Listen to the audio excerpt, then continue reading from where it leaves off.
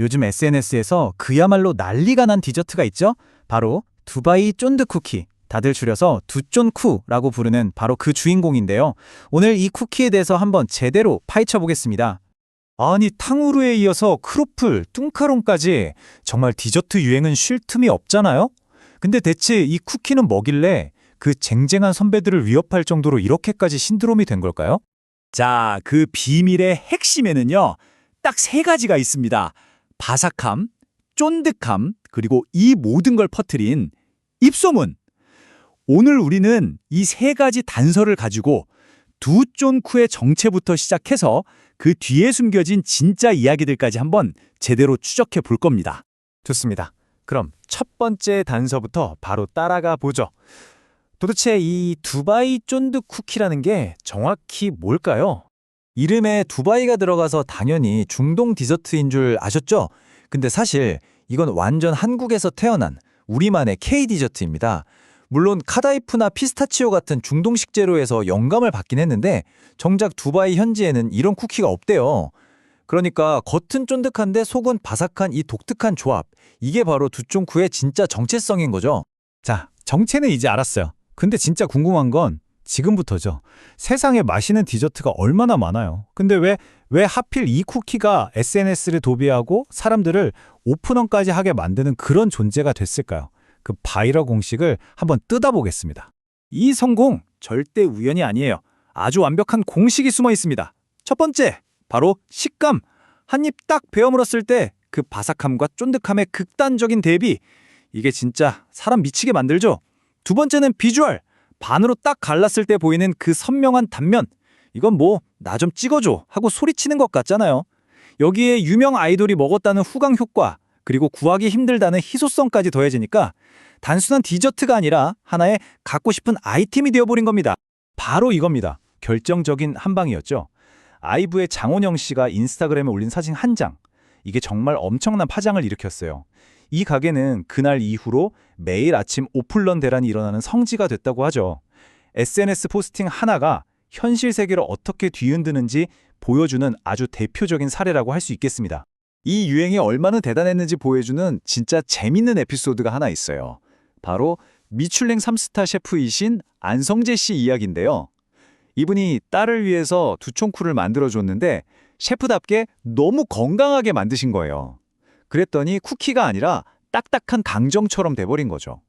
딸이 실망하는 영상이 완전 화제가 되면서 결국 이 셰프님이 대중적인 레시피를 따라서 다시 만드는 AS 영상까지 올리셨습니다.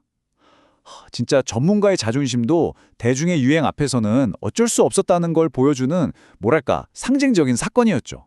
자, 이렇게 모두가 열광하는 데에는 대가가 따르기 마련입니다. 이 뜨거운 유행이 우리 지갑과 시장 경제에는 또 어떤 영향을 미쳤을까요? 그 비싼 대가 한번 계산기를 두드려 보겠습니다. 유행이 시작될 때부터 가격이 솔직히 만만치 않았어요. 쿠키 하나에 5,000원이라니 웬만한 점심값 절반이잖아요. 처음부터 나는 좀 비싼 디저트야 하고 나온 거죠. 그런데 말이죠. 유행이 정점을 찍었을 때는 일부 가게에서 쿠키 하나가 무려 12,000원까지 갔습니다. 와, 이건 간식이 아니죠? 거의 한 끼 식사값이에요. 어쩌면 이 비싼 가격 자체가 나 이거 먹는 사람이야 하고 보여주는 일종의 디저트 플렉스 문화가 된 건지도 모르겠습니다. 아니, 쿠키가 왜 이렇게까지 비싸진 걸까요? 여기 차트를 보시면 바로 이해가 갑니다. 갑자기 수요가 폭발하니까 핵심 재료인 피스타치오랑 카다이프 가격이 그냥 하늘 높은 줄 모르고 치솟은 거예요. 이 재료들이 전부 수입에 의존하다 보니까 유행 전보다 가격이 2배 넘게 뛰었고 이게 고스란히 쿠키 가격에 반영된 거죠. 시장이 이렇게 뜨거워지니까 너도 나도 이 경쟁에 뛰어들었겠죠. 이 표를 보면 당시 상황이 한눈에 들어옵니다. 장원영 씨 덕분에 유명해진 곳도 있고 일본 유학파 파티시에가 하는 전문점도 있고 심지어 빼빼로 모양으로 만든 독특한 버전도 있었어요. 각자 다른 전략으로 소비자들을 유혹했던 거죠. 가격대도 4,000원대부터 8,000원대까지 정말 다양했고요. 이렇게 비싸고 또 구하기도 힘드니까 차라리 내가 만들어 먹고 만다 하는 분들이 많아졌습니다.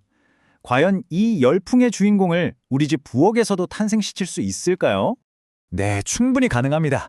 집에서 만드는 것의 핵심은 그 바삭함과 쫀득함의 전쟁을 내 손으로 직접 지휘하는 거죠. 버터에 달달 볶아서 극강의 바삭함을 만들어낸 카다이프 속을 아주 부드럽게 녹인 쫀득쫀득한 마시멜로우 반죽으로 살포시 감싸주는 것. 이게 바로 포인트입니다. 과정은 간단해 보여도 각 단계에서 그 식감을 살리는 게 아주 중요해요. 여기서 진짜 꿀팁 몇 개 드릴게요. 일단 마시멜로는 절대 센 불에 녹이면 안 돼요. 나중에 쿠키가 돌덩이처럼 딱딱해지는 대참사가 일어날 수 있거든요. 그리고 그 마시멜로 반죽이 어마어마하게 끈적거려서 손에 기름을 바르거나 비닐 장갑은 거의 필수템입니다. 그리고 무엇보다 좋은 점, 집에서 만들면 당도를 내 입맛에 딱 맞게 조절할 수 있다는 거. 이게 진짜 큰 장점이죠. 혹시 집에 오븐 없다고 실망하셨나요? 괜찮습니다. 요즘 대세인 에어프라이어로도 충분히 만들 수 있어요. 근데 여기서 중요한 점, 에어프라이어는 사실상 작은 고성능 오븐이라서 열이 엄청 세요. 그래서 레시피에 나와 있는 온도보다 한 10도에서 15도 정도는 낮게 설정하시고 시간도 좀 줄여서 중간중간 계속 확인해 봐야 합니다. 그래야 태우지 않고 완벽한 겉바속전 쿠키를 만들 수 있어요. 자, 이제 정말 중요한 이야기로 넘어가 보겠습니다. 이 맛있고 달콤한 쿠키, 그 이면에 숨겨진 우리 건강에 대한 조금은 씁쓸한 진실에 대해서 말이죠. 자, 이제 달콤함의 대가를 숫자로 마주할 시간입니다. 놀라지 마세요. 이 조그만 쿠키 100g의 칼로리가 무려 513kcal입니다. 이건 그냥 간식이 아니었던 거죠. 사실상 밥 한 공기 뚝딱한 거나 마찬가지입니다. 근데 칼로리 총량보다 더 큰 문제는 그 구성 성분이에요. 이 차트를 한번 보세요. 탄수화물이 51%, 지방이 44%, 둘이 합쳐서 95%입니다. 단백질은 5%, 거의 없다고 봐야죠. 심지어 여기 들어간 탄수화물과 지방은 대부분 설탕, 밀가루, 버터 같은 정제 성분들이에요. 우리 몸에 좋은 영양소는 거의 없다는 뜻이죠. 이게 어느 정도냐면 우리가 흔히 먹는 치즈버거랑 한번 비교해 볼게요. 칼로리 자체는 비슷할 수 있어요. 한 450 정도 되니까. 근데 내용물이 완전히 달라요. 두쫑쿠는 먹는 순간 혈당을 로켓처럼 쏘아 올리는 이른바 혈당 스파이크를 일으킬 위험이 훨씬 큽니다. 실제로 먹고 나서 혈당이 157까지 치솟았다는 후기도 있더라고요. 그렇다고 이렇게 맛있는 걸 먹지 마세요. 할 순 없잖아요. 그래서 준비했습니다. 건강하게 즐기는 방법. 첫째, 절대 빈속에 두시면 안 돼요. 꼭 단백질이나 채소가 풍부한 식사를 하고 나서 디저트로 딱 한두 입만 맛보세요. 둘째, 혼자 다 먹지 말고 친구랑 꼭 나눠 드세요. 마지막으로 혹시라도 하나를 다 먹어버렸다면 괜찮아요. 바로 나가서 가볍게 20분 정도만 걸어주세요. 혈당 안정에 정말 큰 도움이 됩니다. 탕후루, 크로플, 그리고 두쫀쿠까지 대한민국의 디저트 유행은 정말 눈 깜짝할 사이에 바뀌죠. 과연 이 두쫀쿠는 그저 스쳐 지나가는 반짝 유행으로 남을까요?